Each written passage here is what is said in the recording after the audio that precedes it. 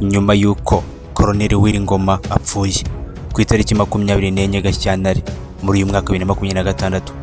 Ni mu bitero byakozwe na drone i Rubaya, ni muri Kivu y'Amajyaruguru. Ihuriro ry'abarwanyi ba AFC M23 yashyize hanze itangazo rivuga ko urupfu rwa Colonel Uwiringoma ari igikorwa kibabaje cyane. Icyo gikorwa cyaranzwe n'ibikorwa bidasobanutse, bamusingizaga yuko yagize uruhare rwo kuzura ubutabera mu bumwe bw'igihugu. Muri ubwo butumwa M23 yanenze ko leta ya Kinshasa itubahirije iby'amasezerano ya Gahenge, ikashyira mu byiciro by'abantu batubahirije amasezerano kandi bagakora ibikorwa byo gutera intambara. Abaturage bo muri ako gace ka Rubaya batangajwe ko ibitero bya drone byabaye byihuse kandi bitunguranye. Abaturage bavuga yuko nyuma y'ibyo bitero nta mwuka mwiza wongeye kuhagaragara bitewe n'urupfu rwa Colonel Uwiringoma. Abashinzwe amahoro n'umutekano muri Loni n'abandi bahagarariye imiryango itandukanye bagaragaje ko urupfu rwe rushobora guteza umwuka mubi mu biganiro by'amahoro zo kongera intambara, aho yari afashe ingamba zo kuyihagarika. Imirwano ivuga ko iyi impande zose impamvu yo gukomeza ibikorwa byose bya gisirikare, aho gushyira ibiganiro imbere. Abahuza b'ibihugu Amerika na Qatar n'umuryango w'ibihugu by'ubumwe bya Afurika, aho bari bamaze igihe bakoze ibiganiro byo gushimagira amahoro hagati ya FARDC na M23.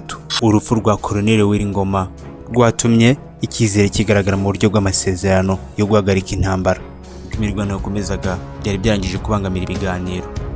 Umuyobozi mukuru wa AFC M23 yatangaje ko bapfushije umuyobozi w'intwari, ari nako bakomeza kunenga leta ya Kinshasa. Barenze ku masezerano bari baragiranye.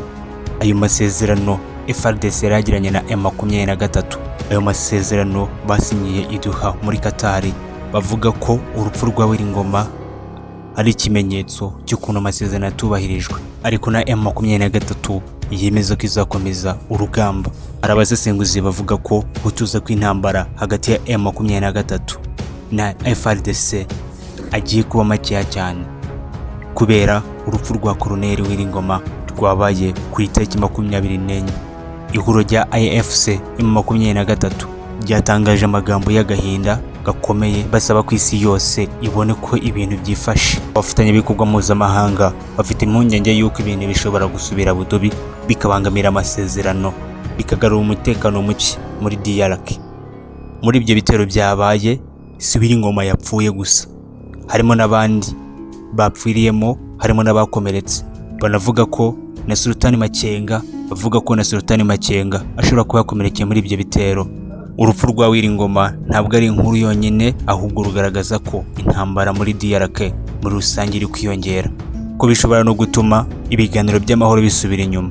Bahagarariye United Nations bagaragaje impungenge ko ibitero bya drone bishobora kongera gukaza imirwano.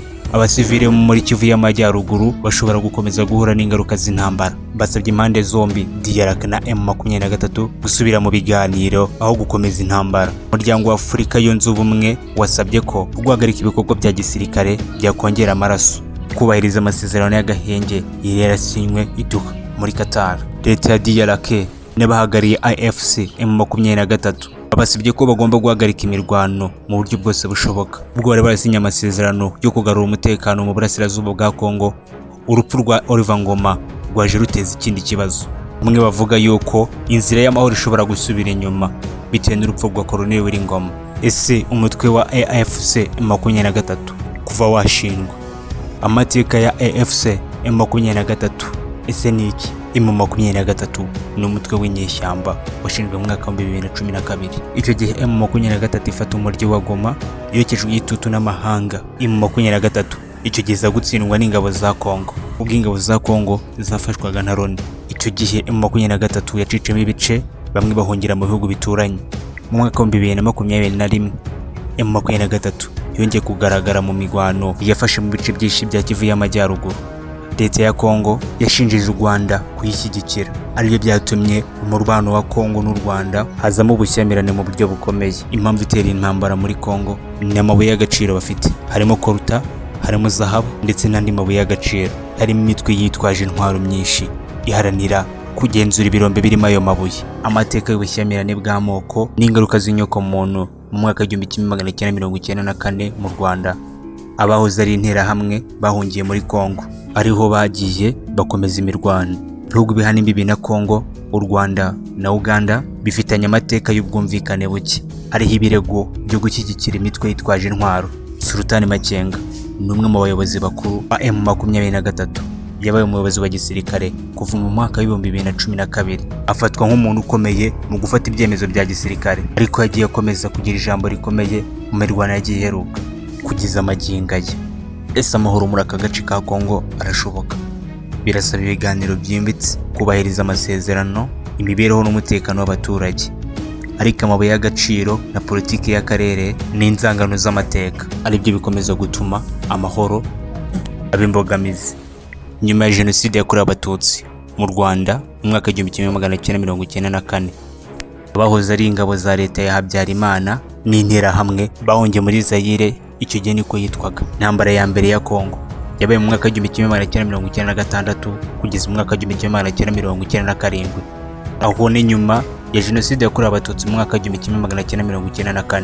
Bahoze ari ingabo ya leta n'interahamwe bahungiye muri Zaire y'icyo gihe, ari nako bakomezaga gukora ibitero ku Rwanda baturutse mu burasirazuba bwa Kongo. U Rwanda rufatanyije na Uganda washyigikiye umutwe wa Laurent Désiré Kabila warwanyaga perezida wari uriho Mobutu Sese Seko wa Zabanga. Mobutu Sese Seko yaheretswe ku butegetsi mu mwaka 1997. Icyo gihe igihugu gitagihinduye ku izina cyitwaga Zaire, cyitwa Repubulika na Demokarasi ya Kongo DRC. Laurent Kabila ababaye perezida wa Kongo. Intambara ya kabiri ya Kongo yabaye mu mwaka 1998 kugeza mu mwaka 2003. Iyo niyo ntambara yiswe intambara ya Afurika kuko yari irimo ibihugu byinshi: u Rwanda, Uganda, Angola, Zimbabwe, Namibia. Kabila amaze kuba perezida yirukanye ingabo z'u Rwanda n'iza Uganda. U Rwanda rushyigikira iyindi mitwe y'inyeshyamba. Ingaruka yabaye muri iyo ntambara, abantu barenga 5 miliyoni barapfuye kubera intambara n'inzara. Igihugu kirangirika cyane. Amasezerano y'amahoro yasinywe mu mwaka 2003. Nyuma yo mu mwaka 2003, Joseph Kabila yabaye perezida nyuma y'ihishwa rya se Laurent Kabila mu mwaka 2001. Joseph Kabila yarayoboye kugeza mu mwaka 2019, ariko imirwano yo mu burasirazuba Kabila ntihereyigeze yihagarika kuko hajya havuka indi mitwe myinshi cyane: FDLR, CNDP na M23. Naho M23 yo yongeye gukaza imirwano kuva mu mwaka 2021. DRC ishinja u Rwanda gushyigikira AFC M23. M23 na DRC iyo basinyanye ibiganiro by'amahoro bikunda kuzamo agatotsi ntibakurikiza ibyo basinyiye. Nyuma ya Jenoside yakorewe Abatutsi mu mwaka 1994, abahoze ari FARA interahamwe bahungiye muri Zaire ari DRC yo bashinga umutwe bita Democratic for the Liberation of Rwanda FDLR, aribo bagiye bakomeza kuvuga ko batera u Rwanda baturutse muri Repubulika na Demokarasi ya Kongo. Niba ukunze ibiganiro byacu ntugende utakoze subscribe, ndabakunda cyane, mugira ibihe byiza.